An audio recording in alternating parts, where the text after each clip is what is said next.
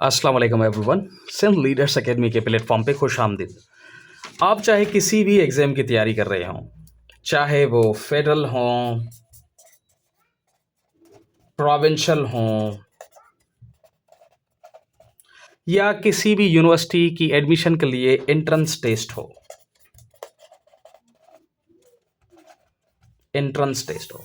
इन सभी इम्तहानात फेडरल का से मुराद जो है ना, ज़्यादा से ज़्यादा बढ़ के एमपीटी हो सकती है या जो है फेडरल और भी हैं, जैसे एफआईए हो गया या सिविल एविएशन हो गया या एयरपोर्ट सिक्योरिटी फोर्सेस हो गई। तो ये मुख्तलिफ महकमात हैं जो, या एफवीआर हो गया, फेडरल में मुख्तलिफ आ जाते हैं।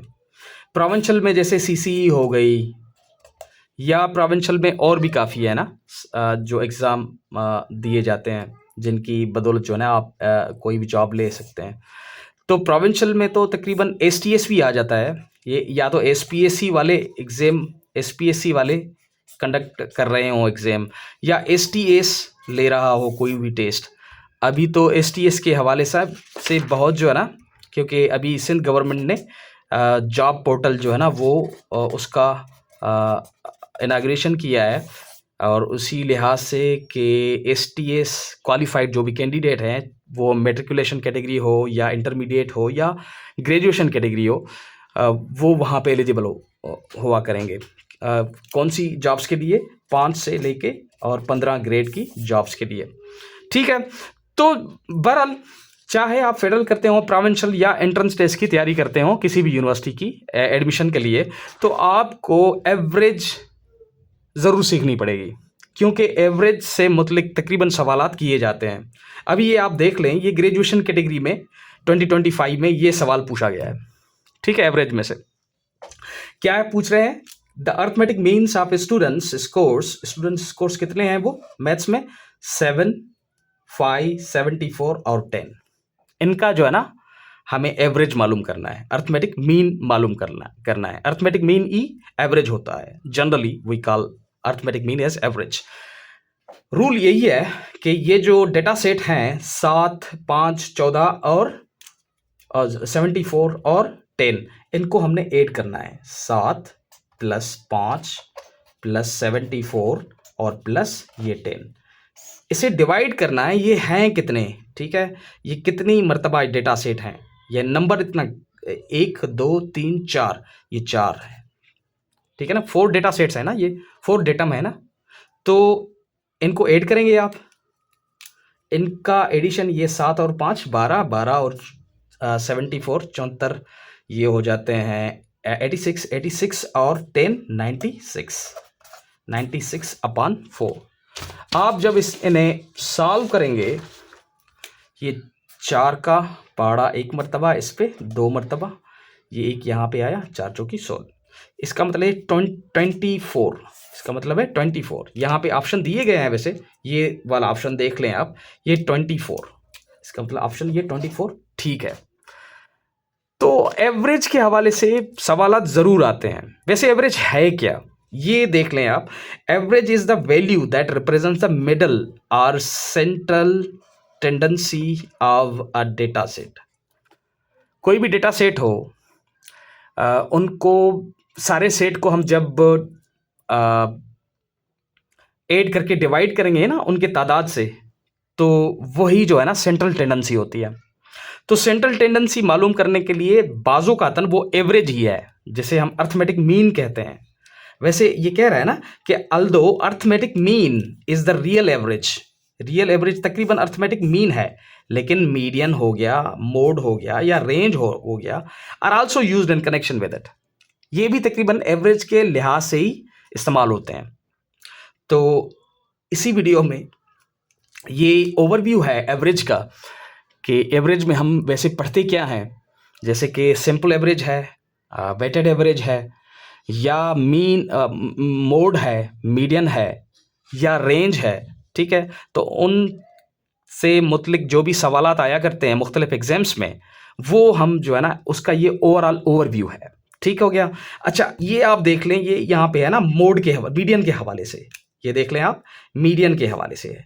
मीडियन में मतलब क्या, डेटा सेट का जो बीच वाला जो भी डेटा हो, उसे डेटम हो, उसे हम जो है ना मीडियन कहते हैं। ये देख लें, ये STSC की मॉर्निंग शिफ्ट में 2023 में आ चुका है ग्रेजुएशन कैटेगरी में। ये देख लें आप, ये क्या, पहले तो इन्हें ऑर्डर में लिखना है ना मीडियन को, या तो डिसेंडिंग ऑर्डर में लिख लें आप, या तो असेंडिंग ऑर्डर में लिख लें।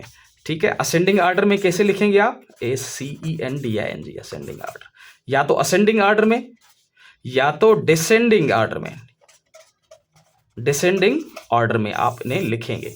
असेंडिंग में इसका मतलब क्या होगा कि छोटे से बड़ा, ये 0 1 2 डैश डैश, ठीक है, ये छोटे से बड़ा, ये असेंडिंग हो गया। डिसेंडिंग में क्या होता है, बड़े से छोटा,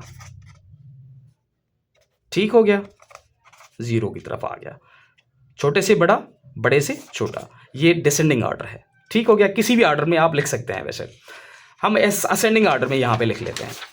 यहाँ पे देखें डेटा कौन सी है, ये है ना 3 1 8 6 9, यही है डेटा तकरीबन। ठीक है, छोटे में छोटा कौन सा है, ये वाला 1, पहले हम 1 लिखते हैं, उसके बाद छोटा ये इसको कर लेते हैं, उसके बाद ये है 3, उसके बाद कौन सा छोटा है, ये 6, उसके बाद कौन सा है, ये 8, उसके बाद ये 9। ठीक है, तो ऑर्डर तो हो गया। अभी देख लें कि यहाँ पे जो है ना मीडियन कौन सा है, बीच वाला कौन सा है, 2 यहाँ पे 2 यहाँ पे, बीच में तो 6 आता है, तो यहाँ पे देख लें 6 ऑप्शन है ना, तो वो वाला ठीक है, ये मीडियन है। यहाँ पे तो ऑड की तादाद में है ना, ये ऑड की तादाद में, अगर इवन में आ जाए डेटा तो क्या करेंगे, ये CC 2029 में ये सवाल पूछा गया है। वैसे ये देख लें आप, इसमें भी तकरीबन अच्छा इत्तेफाक से यहाँ पे ऑर्डर बना हुआ है पहले से ही, सही हो गया। तो 6 है, 8 है, 10 है, 12 है, 14 है और 16 है। यहाँ पे आप देख लें, यहाँ पे 3 हो गए, यहाँ पे भी 3 हो गए, ऐसा करें ना तो बीच में तो कुछ नहीं आता। तो क्या करेंगे, ये जो बीच वाले 2 है ना इसके, इनका एवरेज निकाल लेंगे हम, वो ये वाले, सही हो गया। 10 + 12, ये 1 2, ये 2, 22/2, इसका मतलब क्या हो रहा है कि 11, 2 का पहाड़ा, इस पे 1 मरतबा, इस पे भी 1 मरतबा, तो ये हो गया 11। तो ये वाला ऑप्शन ठीक रहेगा, सही होगा। ये तो हो गया मीडियन।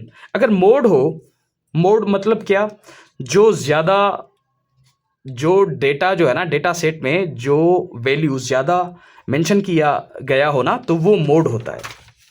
वैसे जैसे ये हम लिख लें यहाँ पे 1 2 3 3 3 4 5, यहाँ पे ज़्यादा कौन सा मेंशन किया हुआ है, ये 3, तो 3 यहाँ पे मोड है।